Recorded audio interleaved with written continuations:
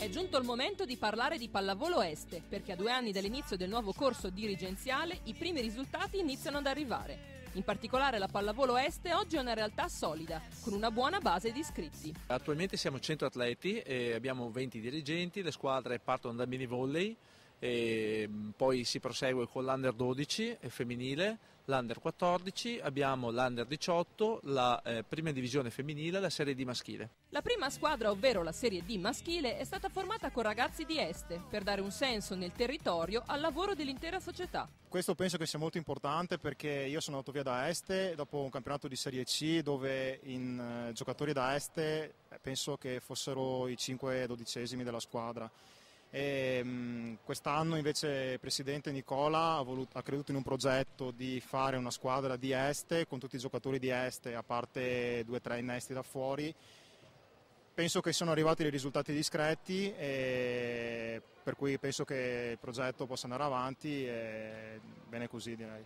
Un atleta che rappresenta bene la situazione ad Este è Francesco Puato, che dopo molti anni di inattività è stato stimolato dal nuovo progetto ed è tornato in campo. Ho iniziato a giocare all'età di 16 anni e ho continuato fino ai 20 anni, poi per problemi di lavoro ho smesso per una decina d'anni e dopo ho aderito al progetto che aveva iniziato il nostro allenatore, nonché amico e ex compagno di squadra e ho ripreso a giocare all'età di 28 anni, dopo ben 10 anni di inattività insomma. Ecco ora un altro atleta tornato ad Este. La pallavolo Este è ripartita davvero dai suoi ragazzi. Ho deciso di tornare quest'anno per provare a fare qualcosa di buono qui a Este, provare un obiettivo che era la promozione, che per ora è un po' lontana, chissà se la fortuna ci permetterà di fare qualcosa. Per adesso siamo un po' in difficoltà, però insomma ci proviamo. E per allenare ed amalgamare il gruppo è arrivato anche un nuovo allenatore, Virgilio Vallerini, descritto così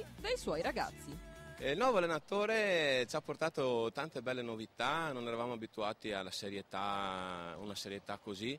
Abbiamo molte aspettative con lui e speriamo bene che sia di buon auspicio l'arrivo suo per cominciare un nuovo corso della pallavolo Este. In realtà l'obiettivo di Este è molto più alto e a lungo respiro. È il tecnico ad ammettere il traguardo che la sua squadra vuole raggiungere. Non lo nego, a un campionato nazionale. Secondo me ci sono tutti i presupposti, basta vedere l'impianto che abbiamo. La collaborazione con i dirigenti, il presidente è non ottima, di più ancora, anzi posso dire che mi hanno già riconfermato per il prossimo anno. È un lavoro che si sta svolgendo su più anni, ci vuole del tempo come sempre, però vediamo. Se il tempo darà ragione al nostro lavoro vuol dire che insomma ci ritroveremo magari a parlare di qualche categoria superiore, sicuramente. Ma la città di Este è pronta ad accogliere un ritorno in campionati più elevati dopo i fasti di 30 anni fa? La città di Este come città può sostenere, visto le strutture, una categoria alta.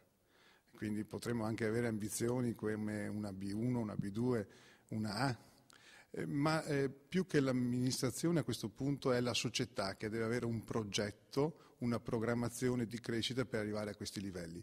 La città è pronta con le strutture, con la disponibilità, con la volontà, ma la struttura per il risultato dipende solo dall'associazione.